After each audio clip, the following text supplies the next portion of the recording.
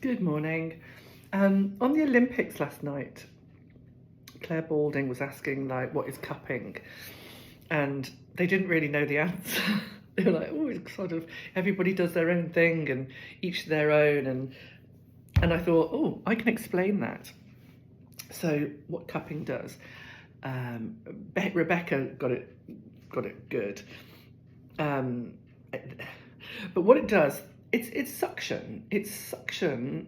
Of course, my dogs are barking, but it's suction where the cups pull up the skin. But not only are they pulling up the skin, they're pulling up the fascia, the muscle and the fascia, or the fascia and some of the muscle.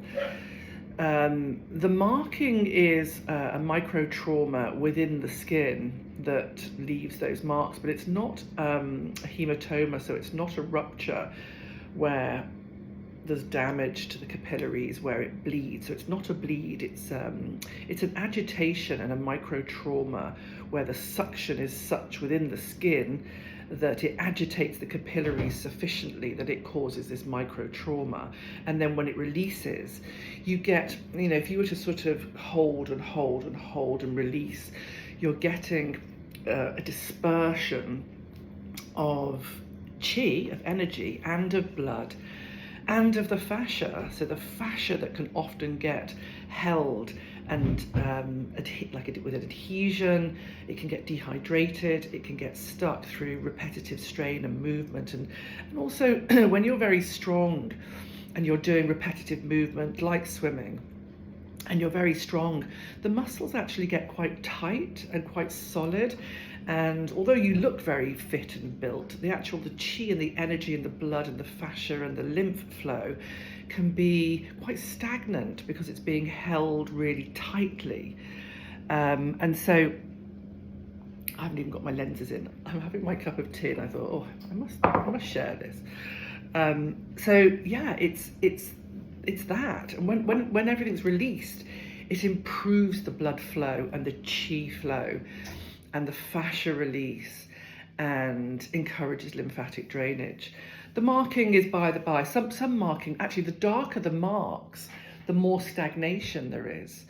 Sometimes you'll have cupping and it will return to just being pink, but when you see on the swimmers very dark circles, that's because there's a lot of stagnation because they're muscles. So they, being swimmers, I'm sure they do a lot of weights and weight training and upper body training and to be very strong and fit. And then the swimming builds muscle to a point where it's quite stagnant and the energy is restricted. So that's why cupping is really, really good. Also gua sha, the gua sha does that too. The scraping and massage will all increase blood and chi and lymph and fascia release. So I would imagine they're having all of that. And I suppose that's what's his name? Oh, I can't remember his name. He was saying is that each their own, is that some people might have cupping and it doesn't help. And they might need different sports massage and osteopathy or chiropractics, or everybody will have their body therapy and their body treatments that really work for them. Acupuncture, it might be that Adam Peaty has acupuncture, but actually that goes along with cupping so well is acupuncture. I actually, when I do my own treatments, I do cupping with acupuncture and gua sha and massage. So those combinations, and I use different gua sha. So sometimes I'll use my crystals and sometimes I'll use my stainless steel pieces. So yeah, I thought I'd explain that so that you know what cupping is when you see the cupping marks on the athletes at the Olympics.